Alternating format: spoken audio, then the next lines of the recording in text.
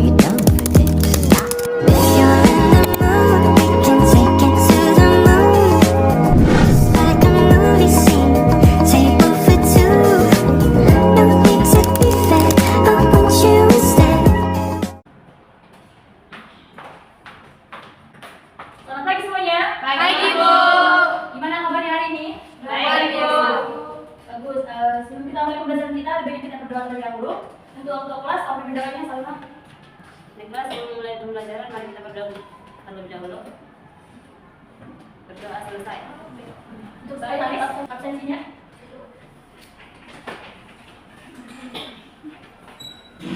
Baik, sebagai Salma absen, kalian persiapkan alat tulis kalian ya, buku, pulpen, dan yang lainnya. Nanti ketika saya mengajar, jangan ada yang sebelum mengambil yang lain, oke? Baik, Ibu. Oke, yang hadir berapa orang sini yang nggak hadir? Jangan terus. Oke, kita lanjut. Sebelumnya tolong berposisi duduk kalian. Yang belakang tolong lurus. Yang belakang tolong lurus ke bahu dengan bahu depan. Posisi tegak, jangan ada yang lain kanan kiri. Dan yang belakang jangan ribut. Handphone-nya tolong di silent ya. Baik, Ibu. Oke, saya mau tanya nih materi yang sebelumnya ya, flashback sedikit. Materi sebelumnya itu kita tentang apa? Jurnal penutup. Iya, masih pada ingat ya? Siapa yang tahu dan masih ingat apa itu jurnal penutup? Oke, Desi silakan.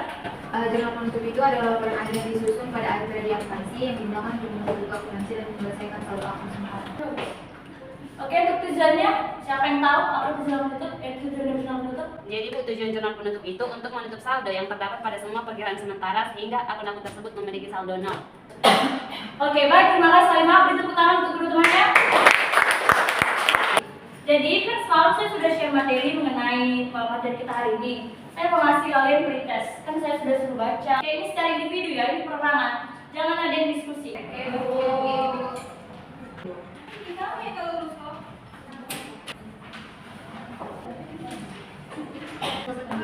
Bu, silakan dia. Oh ya, silakan.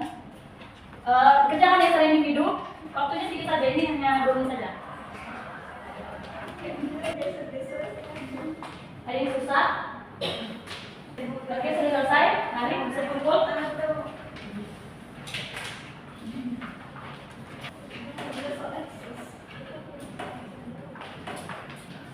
Apa materi kita hari ini? Jurnal pembalik usaha jasa. Jadi, adapun tujuan materi kita hari ini itu yaitu peserta didik diharapkan mampu memahami dan menjelaskan apa itu jurnal pembalik, mengapa diperlukan dan bagaimana prosesnya dalam akuntansi perusahaan jasa. Oke, lanjut. Apa yang kamu ketahui tentang jurnal pembalik? Ayo, siapa yang bisa kasih pendapat? Bu, Ya, kamu. jurnal pembalik adalah jurnal yang digunakan untuk membalik jumlah penyesuaian agar tidak timbul akun ganda pada neraca, Bu. Baik, terima kasih. Ada yang mau menambahi? Oke, silakan. Jurnal pembalik itu catatan akuntansi yang sifatnya opsional dan digunakan untuk membalik jurnal penyesuaian pada periode sebelumnya. Nah, beri tepuk tangan buat kedua temannya. Jadi, definisi jurnal pembalik tadi ya, jurnal kebalikan dari jurnal penyesuaian yang dilakukan untuk memudahkan pencatatan pada awal periode berikutnya. Jadi, jelas datanya berarti dari jurnal penyesuaian. Tapi perlu diingat, tidak semua yang ada di jurnal penyesuaian itu bisa dibalik. Saya mau nanya, apa sih jurnal penyesuaian? Kamu ingat nggak? Ya, kamu boleh. Silakan. Jurnal penyesuaian itu jurnal yang dibuat ketika ada perubahan saldo pada suatu akun dan harus disesuaikan dalam buku besar perusahaan pada akhir siklus akuntansi. Baik, terima kasih. Ya, karena tadi jurnalnya dari jurnal penyesuaian, berarti nanti ada beberapa akun yang akan kita pelajari. Apakah saja sih akun yang mau dibuat ke jurnal pembalik? Sebelumnya saya mau nanya nih, mengapa jurnal pembalik diperlukan dalam perusahaan jasa? Ada yang bisa kasih jawaban? Ya, silakan Siti. Kembali diperlukan dalam perusahaan jasa karena membantu mencegah timbulnya akun ganda pada neraca dan akan mengganggu proses akuntansi dan laporan keuangan. Ya, terima kasih. Nanti siapa yang menjawab ini, tolong sekretaris yang ditulis nama-namanya, nanti ada nilai tambahan. Dan selanjutnya ini fungsi dari jurnal pembalik. Bisa dilihat perhatikan semua ke depan. Yang pertama, mempermudah pencatatan transaksi pada awal periode akuntansi. Yang baru, terutama yang berhubungan dengan jurnal penyesuaian, menyederhanakan penyusunan jurnal pada periode akuntansi berikutnya, meminimalkan yang mungkin bisa terjadi, dan yang terakhir menghindari terjadinya pencatatan ganda. Pasti kan bertanya, apa sih Bu, gimana sih Bu contoh kehidupan nyata yang bisa kita temui tentang jurnal pembalik?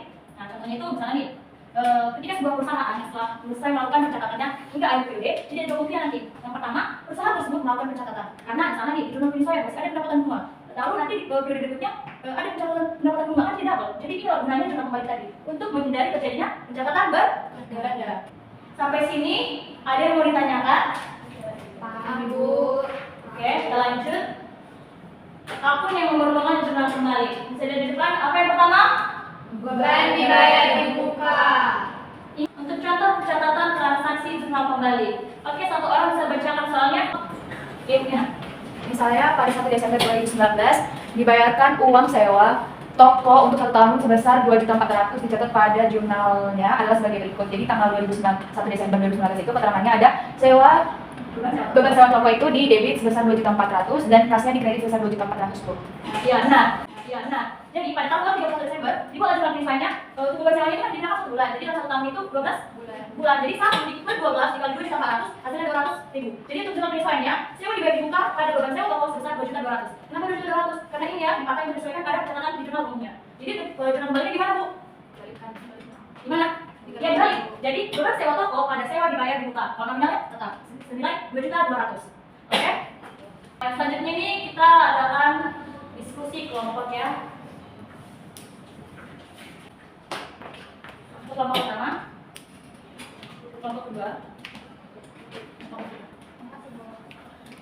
Oke, ini didiskusikan secara kelompok ya. Oke, bisa dikerjakan dari sekarang, 5 menit waktunya. Didiskusikan kelompok ya. Ada yang bertanya ya?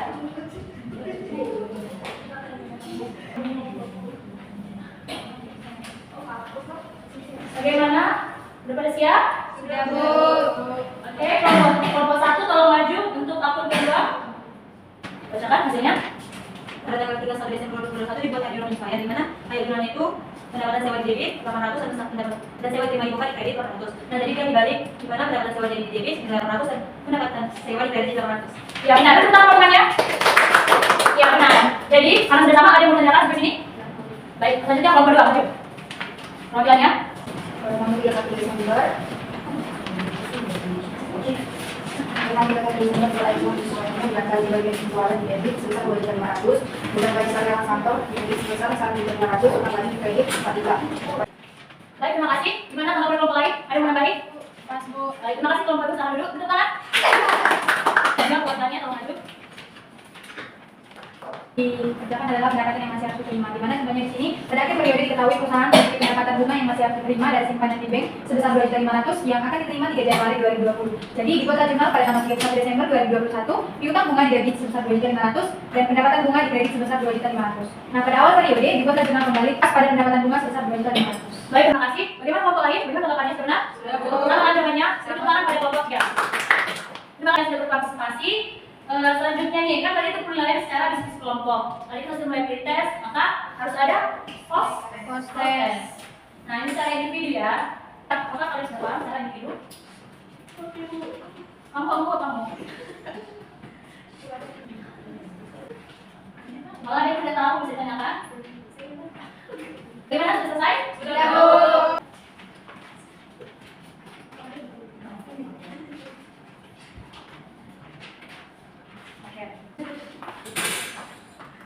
Baik, saya lihat harus benar ya jawabannya. Sampai sini ada yang mau ditanyakan kembali terkait materi ini? Jika tidak ada yang mau ditanyakan, beri tepuk tangan untuk kita semuanya. Oke, jadi materi minggu depan itu mengenai neraca saldo setelah kembali. Jadi nanti tugas kalian itu mencari referensi mengenai tugas hari ini. Tetap dikerjakan ya nanti tugasnya di rumah. Untuk sekretaris nanti kasih nama-namanya yang sudah menjawab. Jadi karena tadi pembelajaran kita dimulai dengan doa, maka kita akhiri dengan doa. Oke, untuk ketua kelas tolong pimpin doanya Nak. Untuk menutup pembelajaran kita hari ini, mari kita berdoa menurut agama dan kepercayaan kita masing-masing. Berdoa dimulai. Baik, terima kasih untuk semuanya. Jangan saya permisi, ditunggu guru selanjutnya ya. Selamat pagi.